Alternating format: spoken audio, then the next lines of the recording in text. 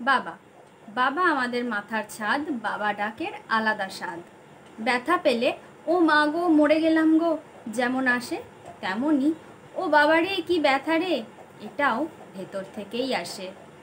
মা নিঃসন্দেহে পৃথিবীর শ্রেষ্ঠ উপহার, কিন্তু এর পেছনেও বাবা। মাকে তো পছন্দ করে বাবাই নিয়ে আসেন, তারপর তো আমরা আমাদের মাকে পাই। হ্যাঁ, মা ডাকের যেমন কোনো তুলনা হয় না, তেমনই বাবা ডাকেরও কোনো ব্যাখ্যা হয় না। হ্যাঁ, মায়ের মতন হয়তো বাবাকে সব কথা খোলাখুলি বলা হয় না, কিন্তু আমরা জানি বাবাকে না বললেও বাবারা ঠিক বুঝে যাবে। মা ডাক শোনার জন্য মায়েরা ঠিক যতটা অপেক্ষা করে, বাবা ডাক শোনার জন্য বাবারাও কিন্তু ঠিক ততটাই অপেক্ষা করে। মা যদি আমাদের মাতৃভাষা হয়, তাহলে বাবা আমাদের পিতৃপরিচয়, আমাদের পদবী, আমাদের গোত্র। মা যদি নারীর টান হয়, বাবা তাহলে আমাদের রক্ত। মা ছাড়া যদি বাড়ি ফাঁকা মনে হয়, বাবা ছাড়া তো জীবনটাই ফাঁকা। বাবার কাছ থেকে ফেরার সময় চোখ নিজে থেকেই ঘড়ির দিকে চলে যায়। মায়ের কষ্টের কথা সবাই বলে, কিন্তু বাবার ত্যাগের কথা কেউ বলে না, এমনকি বাবারা নিজেও কখনো বলে না। মায়েরা তো খুব সহজেই কেঁদে ফেলে, কিন্তু বাবারা কাঁদে সারা জীবনে একবার। সারা জীবনের শখ আহ্লাদ জলাঞ্জলি দিয়ে ছোট্ট একটা মেয়েকে তিলে তিলে বড় করে যখন তাকে সারা জীবনের জন্য অন্য বাড়িতে পাঠিয়ে দিতে হয়, তখন সেই ত্যাগের সাথে পৃথিবীর আর কোনো ত্যাগেরই কোনো তুলনা হয় না।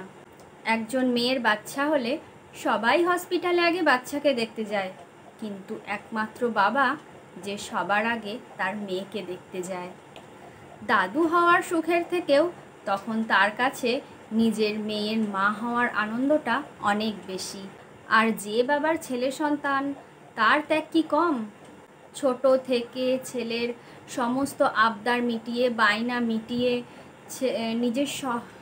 নিজের সবটুকু রোজগার দিয়ে বা ধার বাকি যেমন করেই হোক না কেন, ছেলেকে ভালো জায়গায় পড়াতেই হবে।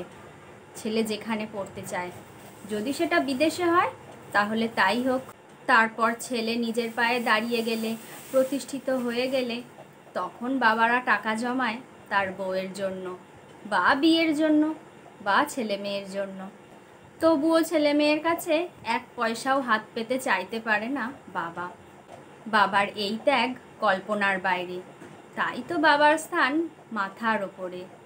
খুব ভাগ্যবান তারা যারা বাবা মাকে কাছে পেয়েছে। বাবা কিন্তু আমাদের প্রথম হিরো। বাবার শার্ট, প্যান্ট, চশমা, জুতো, হাতঘড়ি, মানে বাবা যেটা পরবে সেটাই সবার থেকে সেরা, সেটাই বেস্ট। সে হাতঘড়ি হোক বা অন্য কিছু, বাবা যেটা ব্যবহার করে সেটাই সেরা। সিনেমার কোনো নায়ক টায়ক নয়, বাবাই আমাদের কাছে আমাদের জীবনের হিরো। সব থেকে অদ্ভুত ব্যাপার হলো বাবার দেওয়া টাকাগুলো কোনোভাবেই খরচা করতে ইচ্ছে করে না। মনে হয় এক একটা নোট খরচা করার সাথে সাথে এক একটা স্মৃতিও আমরা খরচা করে ফেলছি।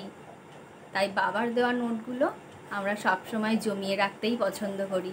সব থেকে অদ্ভুত ব্যাপার কি হলো, মা যদি কিছু বলে অতটা গায়ে লাগে না, কিন্তু বাবা যদি কিছু বলে অভিমানের পাহাড় হয়ে দাঁড়ায়। এদিকে মা একটা কাজ করতে 1000 বার বারণ করা সত্ত্বেও আমরা সেই কাজটাই করতে চাই, কিন্তু বাবা যদি একবার বারণ করে, ব্যাস আর কারো সাধ্য নেই সেটা খণ্ডাবার। ছোটবেলায় বাবাকে নকল করতে খুব ভালো লাগতো। বাবার জুতো পরে হাঁটতে ভালো লাগতো, বাবার হাত ঘড়ি পরে দেখতে ইচ্ছে করতো, চশমা পরেও দেখতে ইচ্ছে করতো কেমন লাগে আমাদের। কিন্তু যখনই বাবার বয়স বাড়তে শুরু করে, আমরা যখন ধীরে ধীরে বড় হতে শুরু করি, তখন মাকে আর সেরকম কোনো কথাই সেভাবে শেয়ার করা হয় না যতটা বাবার সাথে শেয়ার করে আনন্দ পাওয়া যায়। সত্যি চরম দুর্ভাগ্য তাদের, যারা চেয়েও বাবার সাথে কোনো কথা শেয়ার করতে পারে না, যাদের বাবা নেই, বাবা ছেড়ে চলে গেছে। কোনো আবদার, কোনো জেদ আর করা হয় না।